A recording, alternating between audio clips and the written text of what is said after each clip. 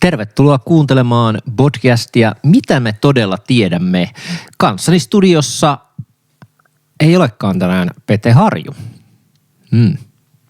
Sen sijaan studiossa kanssani tänään meidän äänimies, Mr. Firsty. Tervehdys.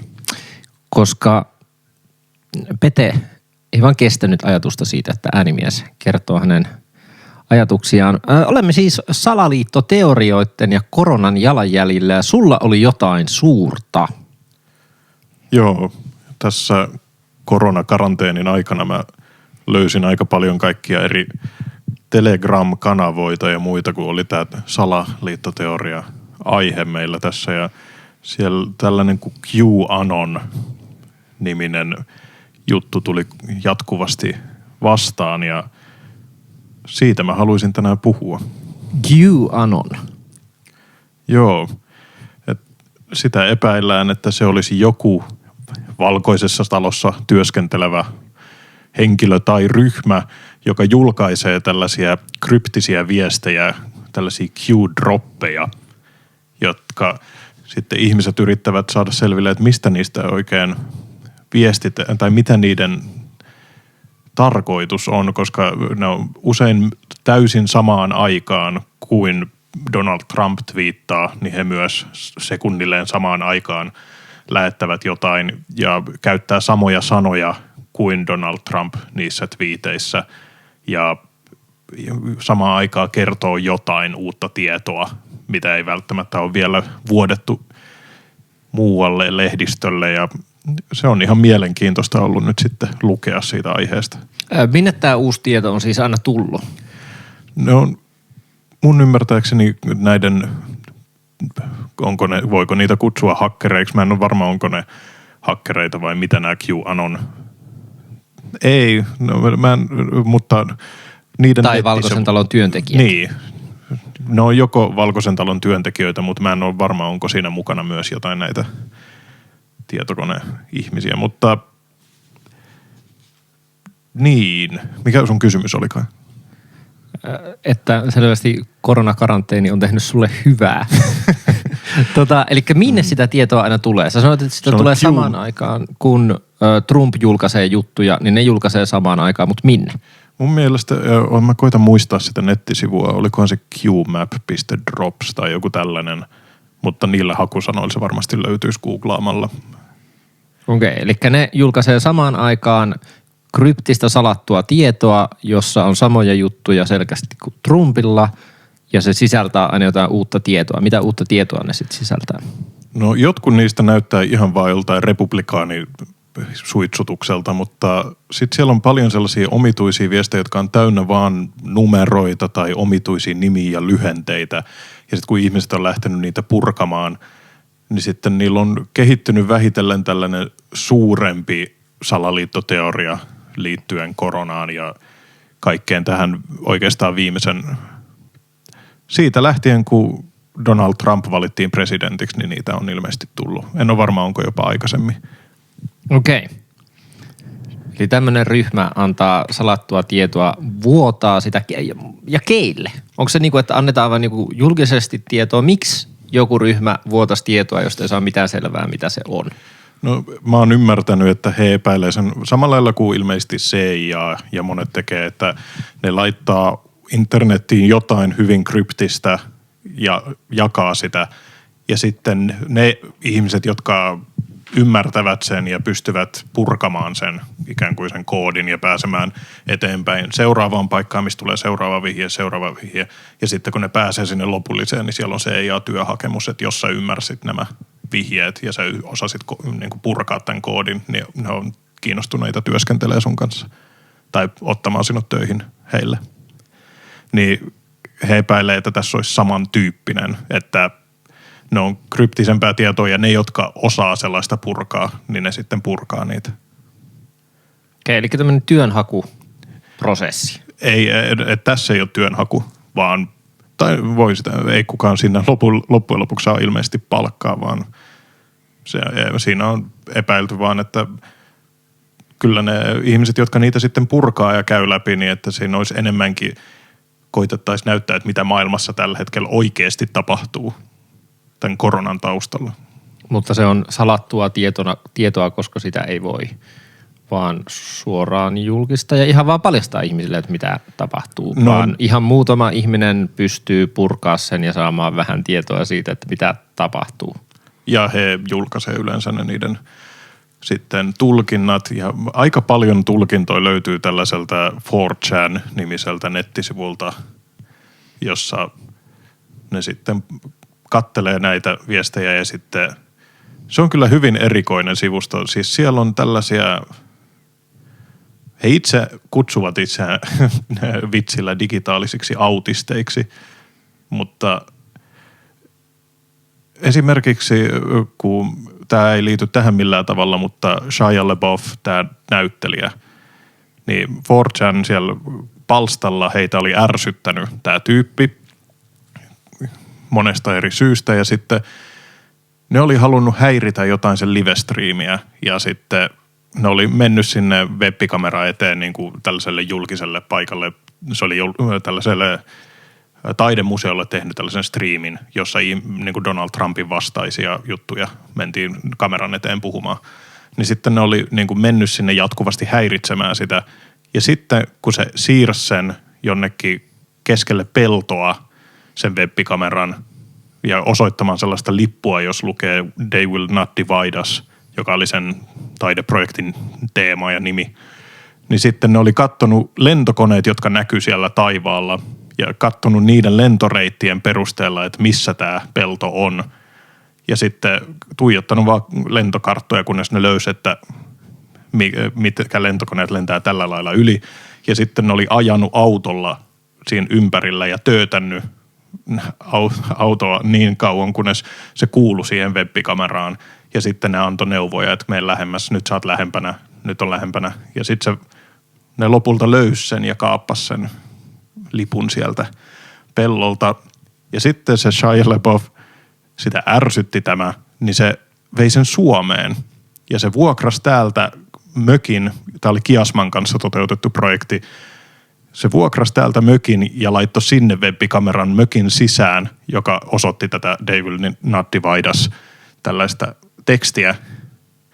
Niin nämä tyypit siellä palstalla kävi joka ikisen vuokramökin ilmoituksen, mitä ne löyti netistä, ja vertasi niitä puulaatuja, mitä siinä web-kamerassa näkyy, kunnes ne löysi, että nämä puupaneelit mätsää tämän mökin kanssa, ja ne löysi sen ja murtautui sinne ja vei sen.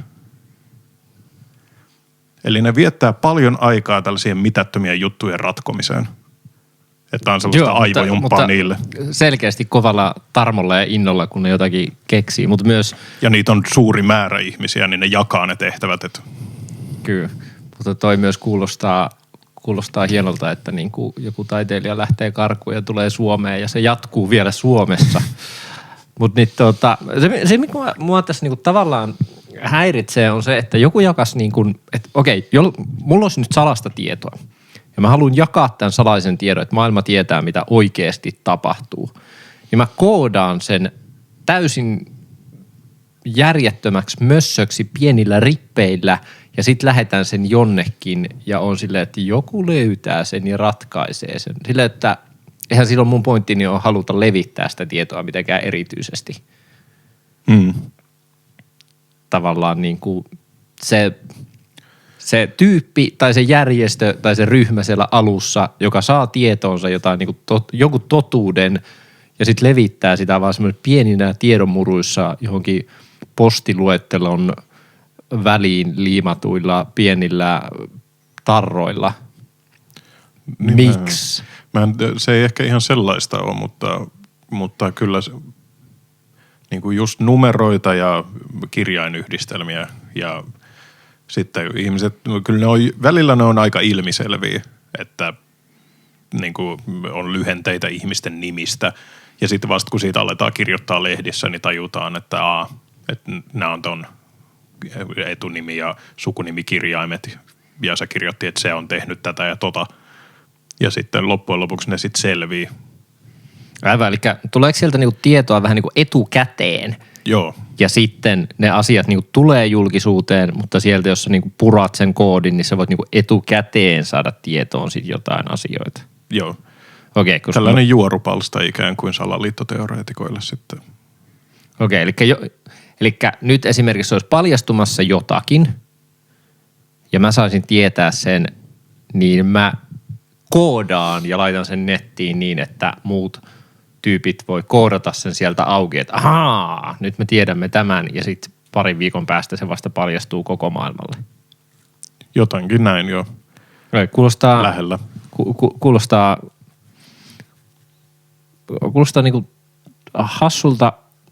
Lähinnä ehkä se, että jos on joku salaisuus, niin miksi sitä pitäisi niinku koodailla. Mutta toisaalta onhan ihmiset tykkää ongelmista ja salapeleistä. Mä niinku näen ton idean tavallaan. Mutta sitten toisaalta mä en ole nyt itse tutustunut tähän, että jos ne on tarpeeksi hienoja, jos siinä on tarpeeksi numeroita, tarpeeksi lyhenteitä, niin sittenhän se voi olla vähän niin kuin horoskoopit. Kolahtaa aina kohilleen, koska ne on niin ympäripyöreitä ja muita. Jos laitetaan vaan hirveästi numeroita ja kirjaimia, niin sit voi olla silleen ja sitten laitetaan 500 ihmistä arvuuttelemaan, että mitä kaikkia sanoja näiden takana on. Ja sitten on silleen, osuu kohdalleen jossain satoi räntää. Niinpä. Se on yksi mahdollisuus, mutta Kiehtova. Kiehtova tämä kuitenkin on. Ja nyt ehkä hypätään siihen asiaan. Mä en tiedä, miten pitkään me ollaan nyt höpötelty jo tässä, 10. mutta 10 minuuttia puhuttu tästä, mutta nyt mua kiinnostaa se, että mitä salattua tietoa sä oot sieltä sit oikeasti löytänyt liittyen koronaan? No siis näistä viesteistä ja sitten ihmisten tulkinnoista näistä viesteistä ja monista muistakin eri lähteistä YouTube-videoista, mitä mä oon nyt viettänyt yömyöhään tuolla lomalla kattoen, pakkolomalla, niin sitten se on aika monimutkainen systeemi, että korona lähti Kiinasta kyllä ja että se olisi ollut tahalleen levitetty bioase, joka olisi ollut tarkoitus olla paljon tappavampi kuin mitä se lopulta oli. Okei. Ja sitten ihmiset paranikin siitä paljon enemmän ja se tarkoitus oli ilmeisesti tappaa miljoonia ihmisiä niin kuin saman tien ja sitten ajaa ihmiset koteihinsa. Mutta jostain syystä sitten se virus ei toiminut niin hyvin ja sitten näiden Q-droppien ja muiden perusteella niin kuin Donald Trump ja hänen hallinto olisi ottanut asiakseen sillä välin, kun ihmiset on kotonaan, niin jossain vaiheessa tätä karanteenia, mitä ei muuten vielä ole tapahtunut, että olisi koko maapallolta olisi 3 päiväksi internet ja puhelin kokonaan otettu pois käytöstä. Ja liittyykö tähän? Joo, mä kysyn välissä, että oliko tässä myös, että kuka sen koronan teki? Kuka sen niin kuin halusi? Että okei, se lähti Kiinasta ja sillä piti tappaa paljon porukkaa, mutta kuka halusi tappaa paljon porukkaa? Se on nämä maailman rikkaimmat suvut, jotka johtavat maailmaa kulissien takana, jotka koostuu noin 8000-8500 ihmistä, jotka johtaa koko maailmaa. Okei, eli rikkaat halusi tappaa köyhät. Joo, ja Bill Gates on esimerkiksi sukua yhdelle näistä suvuista, että oliko hänen isoisänsä vai isoisän isä, niin tätä Rockefeller-pankkiri, tai onko se öljysukua? Ja varmaan myös pankki ja muuta. Mutta toi nimi on nyt noussut monta kertaa koronajutuissa ja näissä tutkimuksissa ja muissa, että Bill Gates on selkeästi koronapahis. Mm-hmm. Se on kyllä niin monessa aihepiirissä nostanut. Täytyy ehkä nyt kysyä myös kuulijoilta, että onko Bill Gates hyvä vai paha? Koska hirveästi on rahaa, hirveästi sitä laitetaan tutkimuksiin. Toiset pitää sitä tosi hyvänä tyyppinä, koska se laittaa rahaa tutkimuksiin. Ja sitten toiset on silleen, että se maksaa niitä tutkimuksia, että niissä annetaan tuloksia, joita hän haluaa. Jai Bill Gates, mikä on totuutesi? Mä juttelin just yhden ystävän kanssa, joka just sanoi sitä, että hän on tehnyt paljon tällaista niin kuin hyvän tekeväisyystyötä ja lahjoittaa koko ajan miljoonia ja miljoonia euroja kaikille eri... Bill Gates vai sun kaveri? Bill Gates. niin, että se vaikuttaa ihan hyvältä tyypiltä tässä mielessä, mutta hän on puhunut tästä rokotteesta koko ajan. Ja sitten hän itse sanoi Bill Gates haastattelussa, että niin kuin rokotteiden tuotto on kaksinkertainen. Että siis se niin kuin jakelun ja valmistamisen ja kaiken muun jälkeen, niin se sun voitto on kaksinkertainen. Niin että siinä on todella suuri se raha, mitä on tehtävissä. Ja sitten jos sä suostuttelet koko maapallon ottamaan rokotteen, paljon meitä on 7-8 miljardia ihmistä. Niin kyllähän se ihan törkeästi rahaa teet. Niin, vaikka sä lahjoittaisit hirveästi rahaa näille organisaatioille, niin kuin WHOlle ja muille. Mutta koska hän on tehnyt paljon hyvää niin kuin Afrikassa ja muualla ja ilmeisesti Intiassa, vaikka siitäkin leviää tuolla netissä jotain salaliittoteorioita tai väitteitä, että ne rokotteet olisi sitten tappanut ihmisiä ja levittänyt tauteja enemmän kuin auttanut näissä kehitysmaissa, mutta niistä mulla ei ole oikeastaan mitään tapaa tarkistaa sitä. Joo.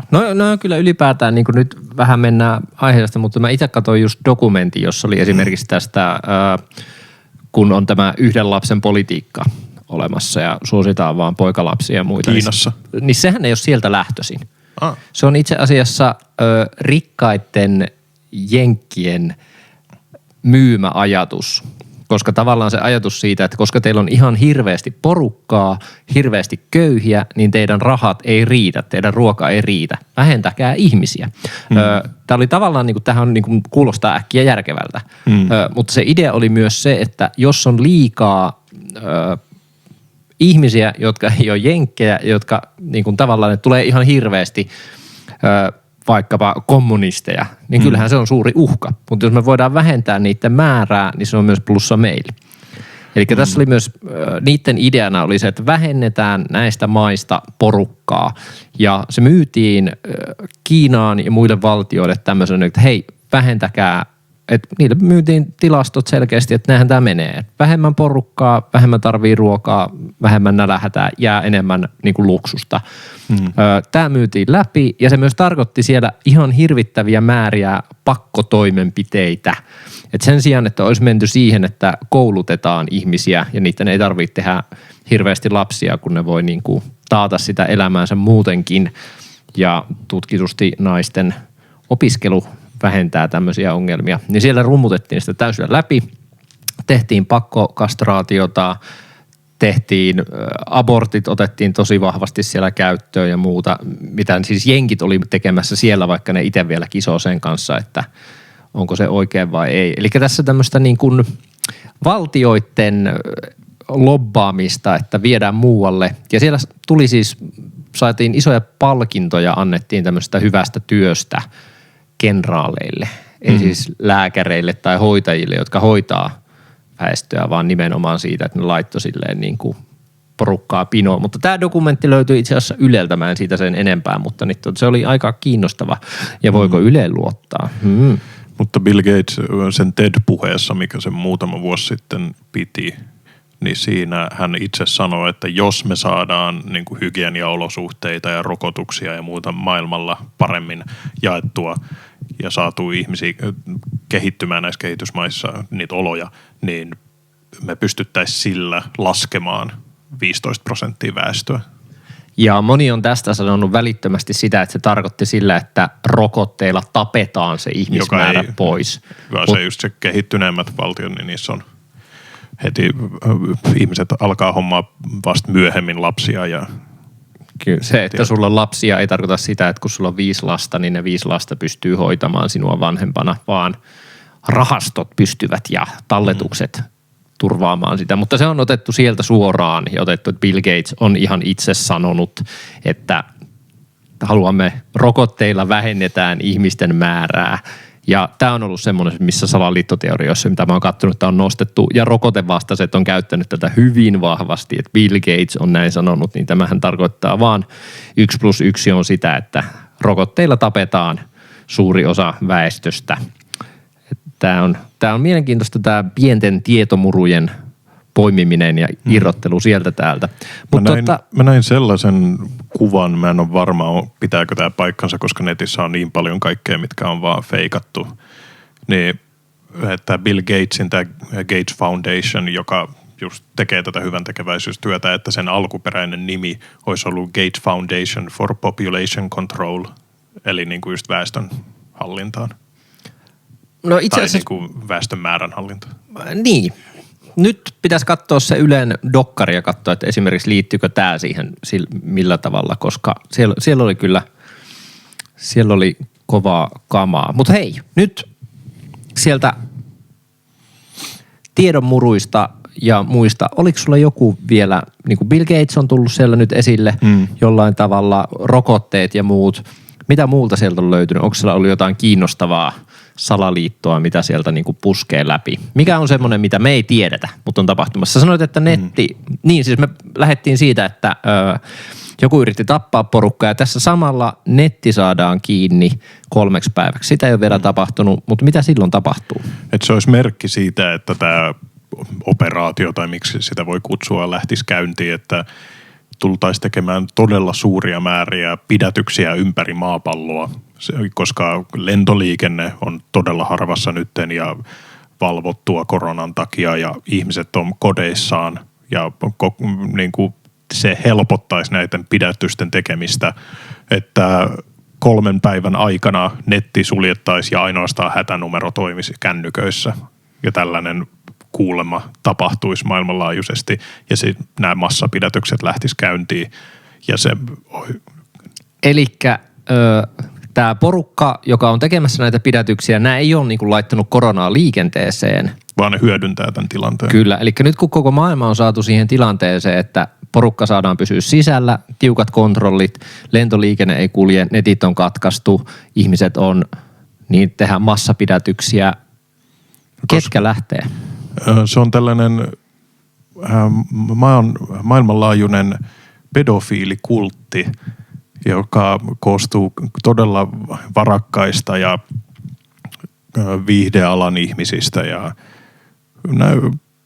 ihmisiä, jotka on mun ymmärtääkseni saatanan kirkon jäseniä, suuri osa, jotka uhraa lapsia ja juo niiden verta, koska ja kiduttaa näitä lapsia ennen näitä uhrauksia sen takia, että adrenaliinia tulee vereen niin paljon, että se olisi niin kuin tämän eliitin niin kuin huume, mitä he tykkäävät käyttää. Ja sitten myös siihen liittyy tämän rauhasen, mikä on sitten, onko se käpyrauhanen vai mikä, joka liittyy adrenaliinin tuotantoon.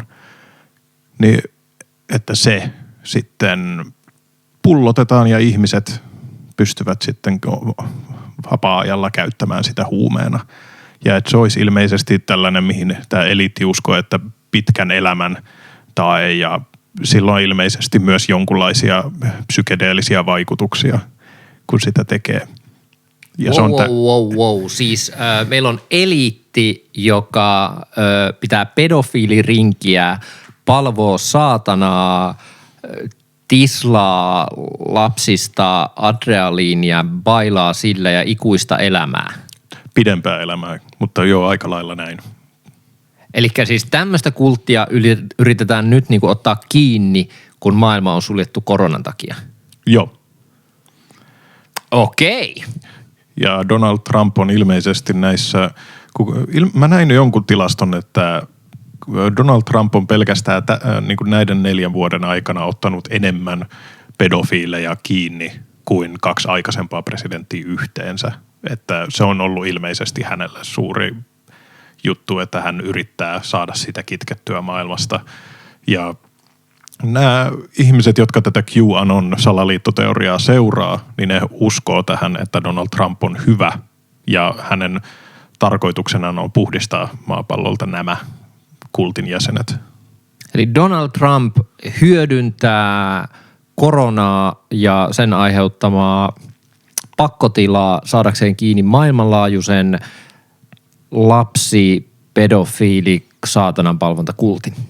Joo, ja yksi yksityiskohta tässä vielä, että toi New Yorkin Central Parkiin on pystytetty suuria telttoja, jotka oli ilmeisesti ainakin julkisesti sanottu, että ne on koronauhrien hoitoon, mutta nämä sairaanhoitajat on ottanut sieltä valokuvia sieltä teltoista, niin siellä on pääasiassa vaan vauvatarvikkeita, vaippoja ja pinnasänkyjä ja sitten kun ne on tiputuksessa ollut, koska myös tuli tällainen laiva, mihin laitettiin koronauhreja hoitoon, tällainen sairaalalaiva sinne satamaan, niin sieltäkin on vuodettu valokuvia. Ja kun siellä 4chan-palstalla ne on tarkastellut näitä kuvia, niin kun nämä ihmiset on tiputuksessa, niin niille ei niin kuin anneta nestettä, vaan ne on valkoisia ne pussit, jotka siellä roikkuu, joka ilmeisesti viittaisi siihen, että ne on ollut ravinnepusseja, että ne on ollut pitkän aikaa syömättä ja niille vähitellen tiputetaan ravintoa näistä pusseista. Ja tämä liittyy siihen, että tällä suurella kultilla on maanalaisia ihmisfarmeja, missä ne niin kuin siittävät lapsia ja kasvattavat niitä just tämän eliitin käyttöön. Että ne on aikaisemmin ilmeisesti siepannut näitä lapsia kadulta ja joka vuosi Yhdysvalloissa vajaa, onko se 800 000 lasta vaan katoo, niin suuri osa olisi tämän kultin toimintaan, mutta he on alkaneet tajuta, että jos he vaan tällaisissa maanalaisissa tukikohdissa niin kuin kasvattaa lapsia tätä varten ja hyödyntää niitä ja niistä ei ole mitään sosiaaliturvatunnuksia, ei mitään todistuksia, että he elävät. Niin nytten koronan tultua on paljon maanjäristyksiä tapahtunut Jenkeissä ja he epäilevät, että he olisivat alkaneet räjäyttämään näitä maanalaisia tukikohtia, joissa näitä lapsia on kasvatettu. Ja ketkä niitä on alkanut räjäytellä? Tämä eliitti, tämä pedofiilikultti. Niin ne on ruvennut tuhoamaan niitä. Joo, koska he pelkäävät, että nyt me jäädään kiinni. Ja ne on tajunnut sen ja alkanut räjäyttämään niitä ja siksi tämä Central Parkin alue ja tämä laiva on täynnä lapsia. Koska niitä on pelastettu sit sieltä. Joo. Ja ne on ollut pitkän aikaa ravinnotta ja huonossa kunnossa sen takia, koska ne on sieltä pelastettu raunioista. Tässä on tietysti se, että eli tähän saattaisi olla sitten, että Trump esittää myös tosi tyhmää voidakseen pitää tämmöistä massaa. No Trump on vähän sellainen arkkityyppi tällaisesta isähahmosta, josta sä saat paljon eri mieltä sen kanssa, mutta sitten se voi kuitenkin haluta hyvää. Se voi puhua rumia ja olla inhottava käytökseltään ja töykeä, mutta sitten kuitenkin hänellä on perheen hyvinvointi tavoitteena. Nyt täytyy kyllä sanoa, että en tiedä kuka pystyy samaistumaan tuohon, koska mä en näe omaa isäni puhumassa rumia törkeyksiä ja olemalla syyttä täysin inhottavan muita kohtaan ja sit puhuvan perhearvojen puolesta ja jättävän mun äitin ja ottavan nuoremman mallin jostain ulkomailta, mutta joo, whatever. Mutta nyt en nyt näe tätä Trumpin kaksijakoisuutta siitä, että musta se on vaan ja tää on siis vaan mun mielipide. Et mun mielestä se on vaan vastenmielinen, tyhmä, inhottava ja itsekäs ihminen ja valehtelija ja täysin epäpätevä tehtäviinsä. Mutta tosin tää on vaan median luoma mielikuva, että voihan olla, että mua vaan, että tää ei ole ehkä tää ei ole mun mielikuva niin. Tai mun mielipide. Tää on median mulle antama mielipide siinä kuplassa, jossa mä elän. Hävetkää mun kaikki Facebook-ystävät, paitsi Reijo, joka olet tukenut Trumpia ja kaikkia muita hulluja. Mutta nyt toi täytyy ehkä sensuroida. Mutta nyt on kyllä pakko miettiä vielä, että jos tää tämmönen kultti on käynnissä, nää tislaa ihmisiä maan alla, ja nyt kun tuli korona, sit jenkit iskee siihen, että nyt maailmanlaajuisesti otetaan nämä tyypit kiinni ja muuta, niin se kuulostaa siltä, että tästä on tiedetty aika kauan.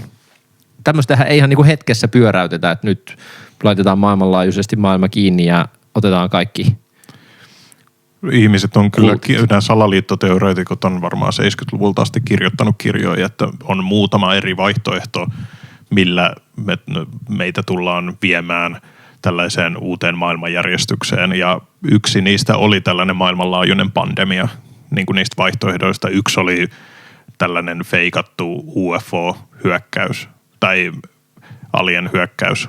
Ja sitten se yhdistäisi meidät ja sitten suostuteltaisiin, että koko maapallon pitää nyt yhdistyä yhdeksi ainoaksi valtioksi, joka sitten olisi maapallon valtio tai yksi maailmanjärjestys.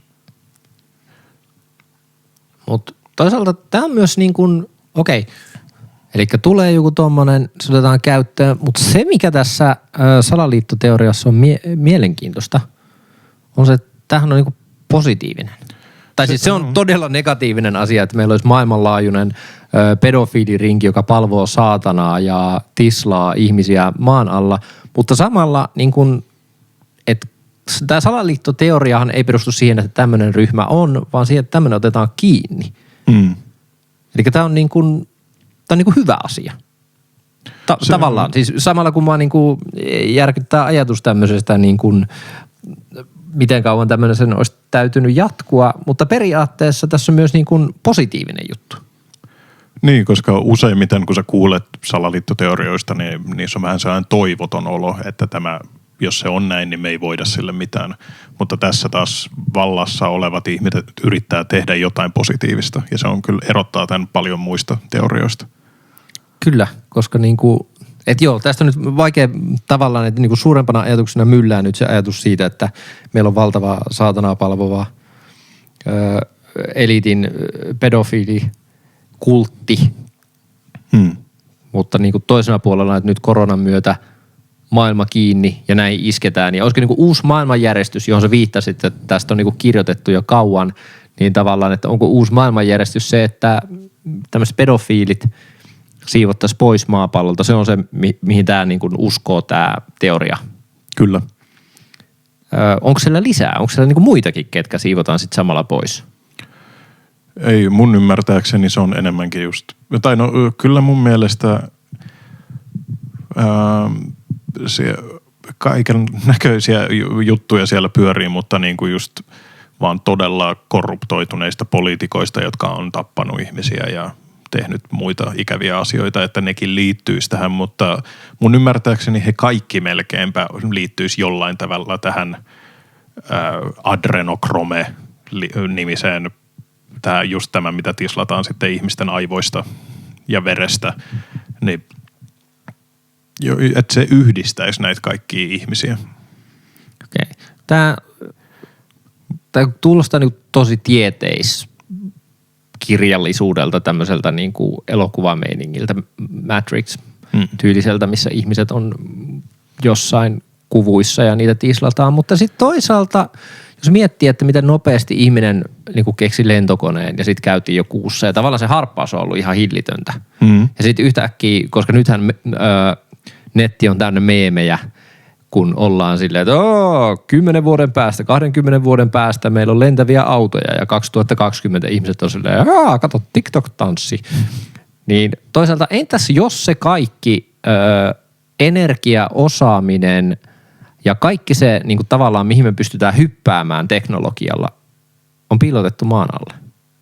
Ja se on vaan eliitin käytössä ja me ollaan niinku tyydytytty siihen, että meille on annettu vaan niinku tiettyjä sirkushuvia ja muita. Ja sitten tavallaan se kaikki, että jossain vaiheessa kun tilanne tulee, niin maapallo vähän tärisee ja sitten vaan lähtee valtava alus sisältä ja jengi on sitä laasereita. Me ollaan tehty tätä kaiken aikaa teidän selkänahasta. Siis näitä salaliittoteorioita lukiessa, niin siellä mä törmäsin just tällaiseen, että tämä Roswellin UFO-salaliittohomma, että sinne olisi tippunut lautanen, oliko se sitten 50-luvulla, niin, ja että se olisi viety tänne Area 51ille, ja sitten he uskovat nämä salaliittoteoreetikot, ja jotkut, jotka väittää olleensa töissä, niin kuin Bob Lazar-niminen tiedemies, joka väittää olleensa siellä aikoinaan töissä, joka olisi ihme, että se on hengissä, jos se pystyisi näitä juttuja sitten siellä julkisesti kertomaan, niin hän väitti, että se avaruusalus olisi pystytty sitten takaisin mallintamalla niin kuin purkamalla osin ja uudelleen rakentamalla ja katsomalla takaperin, että miten se oikein toimii, niin löytämään kaikkea sellaista teknologiaa, mitä me ollaan nytten tässä viimeiset 30 vuotta vähitellen otettu käyttöön ja että siellä olisi heillä paljon kehittyneempää teknologiaa, mutta että vähitellen julkaisisi sitä meille niin kuin yleiseen käyttöön, mutta tätäkin vastaan on paljon kyllä todisteita, että se ei olisi näin, vaan että yksi ihminen keksii jonkun jutun, joka sitten johtaa johonkin, joka johtaa johonkin ja jotain komponentteja keksitään siellä sun täällä, että se ei voi olla tällainen, että yhdestä paikasta vaan vuodetaan. Mutta tuli nyt mieleen vaan tällainen, kun tuli puheeksi. Ja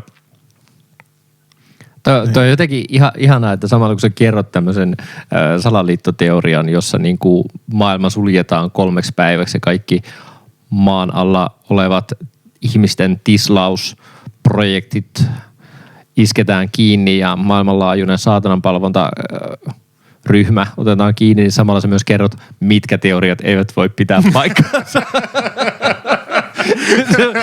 Tätä on niinku ihana seurata sun silleen. Nämä on tällaisia hulluja juttuja, mutta tää. Joo. Mutta tossa on niinku ehdottomasti semmoinen, niinku, että toihan on selkeästi hullua ja toi ei voi pitää paikkaansa. Ja sitten tavallaan kaikki tieto, mitä tästä niin toi tavallaan, että jotta joku asia ei kuulostaisi täysin hullulta, niin siinä täytyy myös kertoa, että jotkut asiat ei niinku kuulu tähän, koska ne menee niinku överiksi.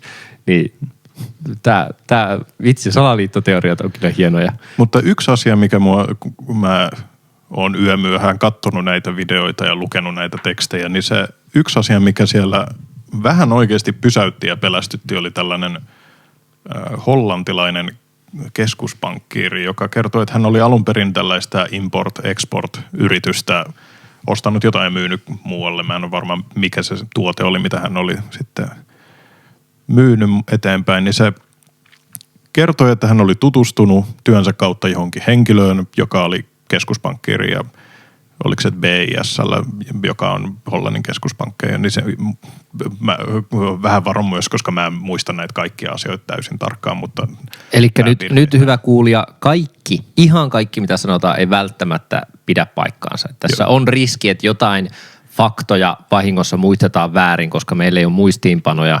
Nämä tulee nyt niin kuin muistin varassa. Että nyt jos joku nimi tai joku menee väärin, niin älkää joutuko paniikkiin. Suuri kuva on totta. Niin tämä henkilö kertoi, että tämä hollantilainen tyyppi, että se oli tutustunut tähän pankkiiriin, joka oli sitten kysynyt, että mikä sun tavoite tässä on. Ja hän oli nuorena miehenä sanonut sitten, että rahan tekeminen ja vallan saaminen ja muu tällainen. Ja sitten se oli sanonut, että siinä tapauksessa sun pitäisi vaihtaa alaa, että jos sua pelkästään niin kuin tällainen vaikutusvallan ja rahan saaminen kiinnostaa, niin se kaikista paras tapa on siirtelemällä rahaa paikasta toiseen, että sillä tehdään eniten rahaa. Ja sitten se oli ok, että mitä se tarkoittaa ja se oli ehdottanut, että mä voin kouluttaa sut tähän, mutta silloin loppuelämässä annat mulle 10% kaikesta, mitä sä tienaat ja mitä hän kunnioitti ja antokin. Niin se sanoi, että se kouluttaa sen näihin hommiin. Mutta se sanoi erikseen, että tässä hommassa sitten pitää laittaa tunteet pakkaseen. Niin kuin että, ja tämä tyyppi oli sitten ajatellut, että se tarkoittaa enemmän niin kuin, että tehdään raakoja diilejä ja muuta, mutta se myöhemmin selvisi, että se myös tarkoitti paljon muuta. Niin se sanoi, että siitä tuli sitten pankkiiri ja hän kertoi yksityiskohtaisesti paljon eri tapoja, millä hän oli niin kuin esimerkiksi pessy rahaa tälleen. Hän kuvaili, että maailmaa johtaa 8000-8500 ihmistä, jotka on täysin huipulla ja he päättävät lait, jotka poliitikot ajaa läpi ja he toimivat aina lain mukaisesti, koska he on itse laatineet ne lait.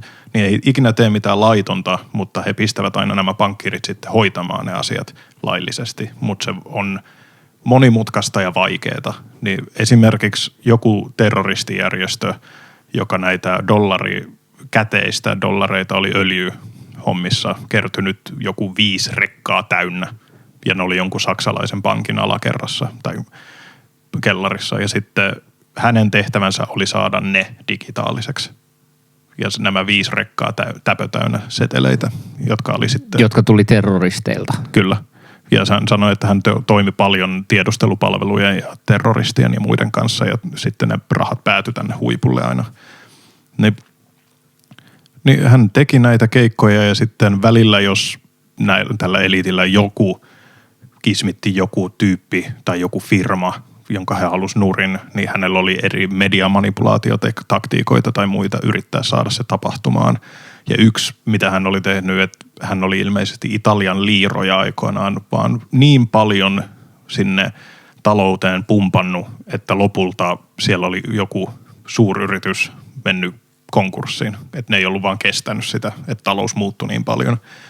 Ja sitten sen työkaveri oli tälle pankkirille sanonut, että, niin kuin, että muistatko, kun me tehtiin toi Italian keikka, niin se firman johtaja tappoi itsensä ja jätti perheensä.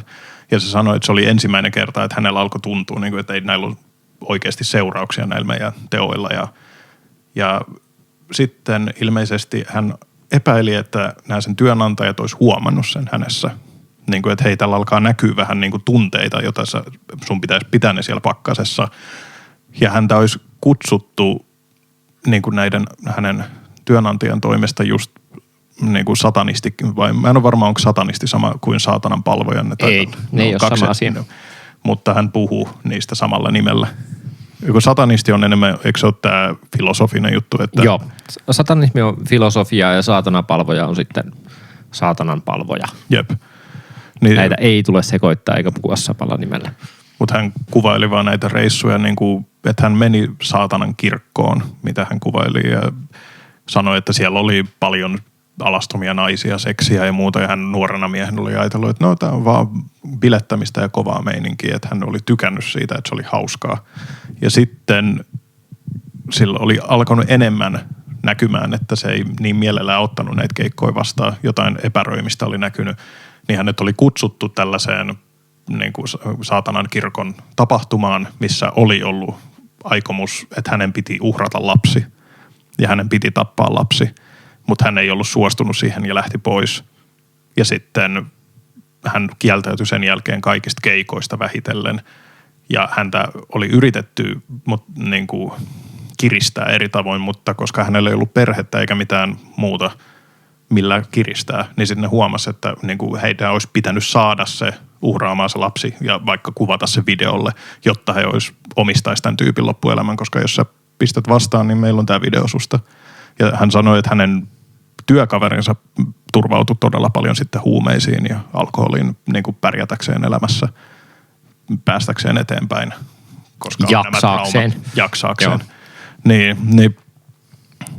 Niin sitten... Mutta sitten hänelle tuli täys burnout ja hän ei vuoteen noussut sängystä ja lopulta lopetti ne hommat ja ei vaan tehnyt niitä enää. Ja hän uskoi, että ainoa syy, miksi hän on hengissä edelleen on, että hän ei ikinä puhu ihmisten nimillä, sukunimillä, eikä näitä yritysten nimiä, joille hän on toiminut. Että se on kaikki, että hän ei suostu puhua niin, että se puhuu yleismaailmallisemmin enemmän, jotta pysyisi hengissä. Eli häntä ei tapeta, hänen annetaan puhua, koska hän puhuu vaan silleen pyöreitä pullaa. Niin. Ja nämä on aina mielenkiintoisia kanssa näin, että tavallaan miksi joku jätettäisiin henkiin. Mutta se huolestutti mua, koska... tapettu heti. Niin, mutta se huolestutti mua, koska hän vaikutti täysjärkiseltä ja se vaikutti fiksulta tyypiltä. Koska useimmiten, kun sä kuulet näitä juttuja, niin sit sä huomaat joitain pieniä piirteitä. Tässä on jotain hyvin erikoista. Niin kuin kaikissa salaliittoteorioissa useimmiten törmää sen tyyppisiä ihmisiä. Mutta tämä vaikutti mun silmiin. Ehkä muut huomaisi siitä jotain, mutta rehelliseltä tyypiltä vaikutti. Silloin kun sä törmäsit tähän rehelliseen tyyppiin, niin katsoit sä niinku YouTube-videoita vai jostain niinku videoita hänen haastatteluistaan? Miten pitkään sä olit silloin tutustunut salaliittoteorioihin? Sillä on paljon merkitystä myös, mitä sulla on ennen tutustumista niin kuin mielessä. Ja katoit sä näitä videoita yöllä? Tietenkin. Yes. Sehän on ainut tapa katsoa salaliittoteorian videoita, on keittää kahvia 4 aamulla ja vaan pelätä. Ja sit todeta, että tää tyyppi vaikuttaa selväjärkiseltä ja rehelliseltä. Mm-hmm. Tän mä ostan. Mutta salaliittoteoriat on mun mielestä todella mielenkiintoisia. Osa kuulijoista tietää tässä vaiheessa, että me tutkittiin myös Flat Earth, litteä maapallo, eli littanoita, oma termini. Ja tässä välissä mainittakoon, että litteä maanpiiriryhmä on poistunut. Se on kadonnut Facebookista. Sitä ei enää ole. Sen jälkeen, kun otin sen itse, en usko, että se varsinaisesti suoraan liittyy siihen, mutta sen jälkeen, kun otin itse asian aihepiiriksi, olin yhteydessä ja kävin pitkiä keskusteluja sekä on siis olemassa 2 eri ryhmää, nämä littanat ja sitten ryhmä, joka on perustettu vastustamaan heitä ja kommentoimaan näitä ajatuksia, koska siellä littanojen ryhmässä sitä ei saa tehdä, niin se on mystisesti kadonnut se ryhmä. Ja tämähän on jännittävää. Mutta salaliittoteoriat kiinnostaa. Onko jotain salaliittoteorioita, joita meidän pitäisi sinun mielestäsi tutkia, hyvä kuulija? Onko teorioita, joista haluaisit kertoa ja meidän olisi syytä tietää enemmän? Tämän aihepiirin kanssa olen valmis pyörimään jatkossakin. Ja Försti on meidän äänimiehemme jo niin syvällä tässä maailmassa, että lisää tietoa varmasti löytyy. Onko sulla vielä jotain, mitä sä haluat kertoa näistä salaliittoteorioista? Mutta siis yksi, minkä mä sanon tähän omalta osaltani loppuun, on se, että mahtavaa, jos tulee myös salaliittoteorioita, joissa ei tarvitse pelätä. Se, että sieltä löytyy myös salaliittoteoria, joka kertoo, että hei, nyt koska korona ja kaikki sulkeutuu, niin ei yritetäkään vaan tappaa kaikkia ihmisiä ja tehdä jotain rahaa, vaan yritetäänkin, kun toiset yritti tappaa ihmisiä ja tehdä pahaa, niin yritetäänkin ottaa pahiksia kiinni ja pelastetaan maailman tulevaisuus ja lapset. Tuo on niin kuin ristiriitainen jännällä tavalla. Tuo on hauska, koska tavallaan mä ymmärrän, että ihmiset myös haluaa niin kuin tarttua tuohon, koska se kuulostaa myös niin kuin positiiviselta. Koska yleensä salaliittoteoriat on vähän luontaan työntäviä. Tossakin on tosi pedofiilia ja saatanan palvontaa, joka on jollain tavalla luontaan työntävää ihan luonnostaan, mutta niin kuin tavallaan tuossa on myös niin kuin tuossa on niin kuin vastavoimia. Tuossa salaliittoteoriassa on vastavoimia ja mikä on sen kiinnostavampaa, kun seurata niiden kamppailua. Kyllä, ja jos tämä olisi elokuva, niin tämä olisi mun mielestä aika hyvä lähtökohta käsikirjoitukselle. Todella, ja me olisimme sen elokuvan päähenkilöt. Et varmaan tarkoittaa, että tämä podcasti olisi elokuva, vaan tuo salaliittoteoria. Onko sulla Försti vielä jotain, mitä sä haluat sanoa tähän loppuun? Ei, mulla on vaan täysin 3. silmä avoinna ja mä jatkan tätä tutkimustyötä. Tällä tunteella eteenpäin salatun tiedon valtameressä. 248 K75. Palataan asiaan.